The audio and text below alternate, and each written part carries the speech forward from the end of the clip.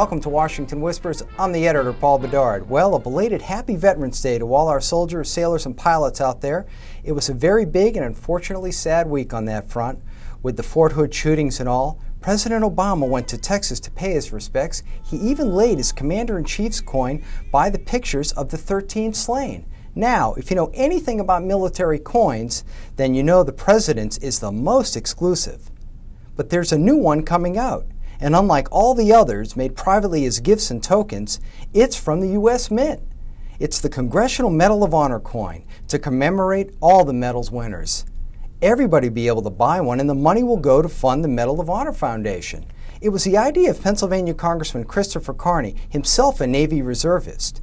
He's a big military coin collector, and he just thought that at a time of war it would be great to show thanks for the bravest of the brave. In the Senate, he was helped by Senator John Kerry, who told me he also thought about creating a Medal of Honor coin on a recent trip home from Afghanistan. He's a big collector too, with about 200 coins and a special display in his office built around his Purple Heart medallion.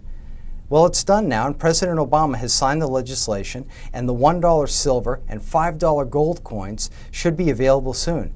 For your history buffs, the coins date back to World War I, when the first aviation officers made them to give to new members of their squadrons. One story says that a downed pilot was saved from execution in France when he used the coin to prove he was an American.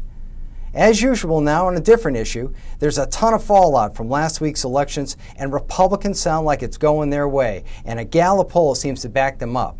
Says Gallup, more Americans now favor Republicans in the 2010 midterm elections than Democrats. And that's a huge shift, and the trend seems to be growing, especially among independents.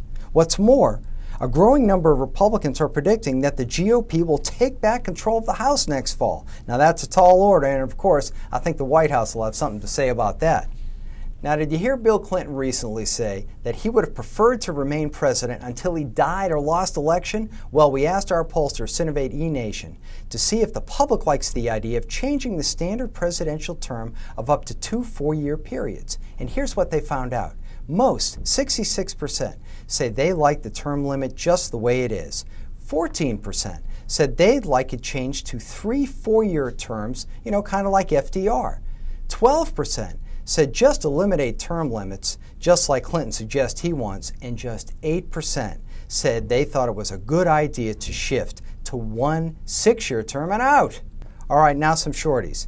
The World Wildlife Fund thinks that there will eventually be a cap-and-trade bill and an international climate change bill forged in Copenhagen next month. Without it, they say, the costs will be crushing in the future years. Now, conservatives are already planning to sue and block healthcare reform and energy reform if those plans make it through the House and Senate and go to the President where he'll sign them. Now, also, did you happen to hear the story about likely Republican presidential candidate Tim Pawlenty? He's the Minnesota governor. He shot a small buck and then left the tracking to others. It wasn't found. Well, as a deer hunter, the critters can get away and they can't survive. But it's just not cool to shoot and have somebody else do the tracking. We have a rule when we hunt. Just expect that it will take time to find your deer, and don't pull the trigger if you don't have the time to do the work. Respect the deer. Finally, the Navy is selling a Christmas ornament that has nothing to do with the Sea Service. It features a picture of the President and Michelle Obama at his inauguration. Some think it's either sucking up to the boss or slick merchandising. I say yes to both. All right, that's a wrap. Thanks for listening, and check back often to see what Washington Whispers is reporting. I'm Paul Bedard.